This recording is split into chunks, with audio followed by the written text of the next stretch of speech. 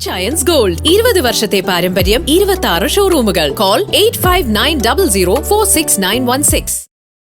Muvattupuzha block panchayat ഭിന്നശേഷിക്കാരായ സ്ത്രീകൾക്കും അമ്മമാർക്കുമായി കല്ലൂർക്കാട് നിർമ്മിച്ച കെട്ടിടത്തിന്റെ താക്കോൽദാനം നടത്തി.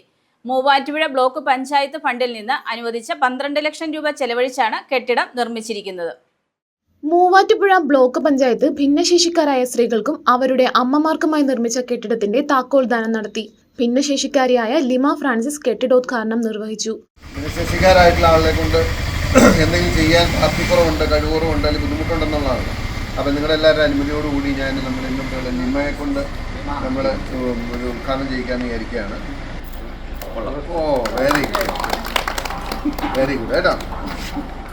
മാത്യു കുഴൽനാടൻ MLA താക്കോൽദാനം നടത്തി.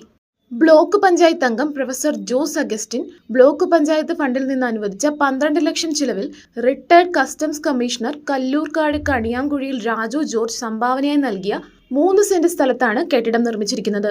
Block panchayat president KG Radhakrishnan അധ്യക്ഷത വഹിച്ച ചടങ്ങിൽ കല്ലൂർക്കാട് പഞ്ചായത്ത് പ്രസിഡന്റ് സുജിത്ത് ബേബി, ബ്ലോക്ക് പഞ്ചായത്ത് അംഗം professor Jose Augustine, block panchayat secretary PV Pratheeksha തുടങ്ങിയവർ പങ്കെടുത്തു.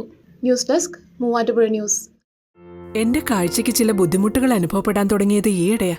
ആദ്യം ടെൻഷനായി. മകളാ പറഞ്ഞത് അഹല്യയിൽ പോകാൻ. അഹല്യയ്ക്ക് 30 വർഷത്തെ പാരമ്പര്യവും വിശ്വസ്തതയുമുണ്ട്.